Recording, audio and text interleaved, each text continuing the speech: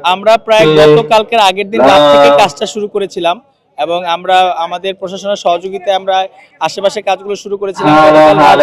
রাত থেকে আমরা পুরো প্রস্তুতি নিয়ে আমাদের আজকের প্রোগ্রামের জন্য আমরা কাজ করেছি এবং এখন আমরা প্রায় শেষের দিকে আমাদের কিছু ফিনিশিং এর কাজ চলছে এবং আমরা আশা করছি যে এই প্রস্তুতির মধ্য দিয়ে আমরা লক্ষাধিক মানুষের একটি জনসমাগম এখানে দেখতে পাবো, যার মাধ্যমে বাংলাদেশের নতুন রাজনৈতিক বন্দোবস্তের একটি এক্সাম্পল তৈরি হবে এবং যেখান থেকে বাংলাদেশের তরুণরা রাজনীতি করতে পারে এবং তারা যা বাংলাদেশের নেতৃত্ব পাবে সেটা আজকে থেকে প্রমাণ হওয়া শুরু করবে।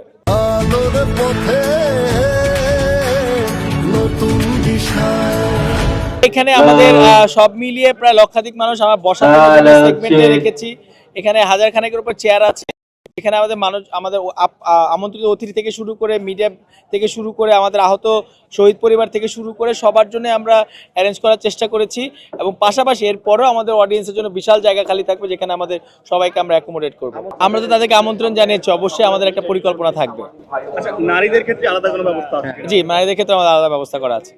আমাদের এখানে আমরা প্রায় 1.5 কিলোমিটার জুড়ে এলইডির ব্যবস্থা করেছি। এর মধ্যে আমরা চেষ্টা করছি যাতে আমাদের যারা অডিয়েন্স আছে তারা যাতে পর্যাপ্ত পরিমাণে দূর থেকে আমাদের স্টেজের ভিউটা দেখতে পায়, যে কথা বলছে তার কথা শুনতে পায় এবং তাকে দেখতে পায়।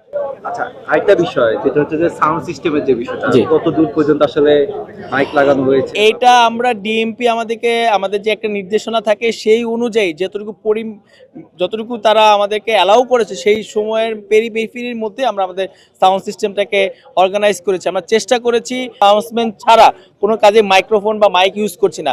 আমরা চেষ্টা করছি যে আমাদের সাউন্ড বা শব্দ দূষণ যাতে না হয়, জনগণের যাতে কোনো ভোগান্তি না হয়। আমরা কালকে আমাদের পেজ থেকে, আমাদের নাগরিক কমিটির পেজ থেকে আমরা জানিয়েছি যে আমরা দুঃখিত, বাট আসলে এই ধরনের জনসমাগম জায়গা কিন্তু ঢাকায় নাই। আমরা সেই পারমিশনটাও নিয়েছি যাতে করে আমরা মানুষগুলোকে অ্যাকোমোডেট করতে পারি। জনগণের প্রত্যাশা, জনগণকে ছাড়া কিন্তু কোনোভাবেই সম্ভব না, সেটাকে মাথায় রেখে কিন্তু আমাদের এই আয়োজনটা করতে হয়েছে।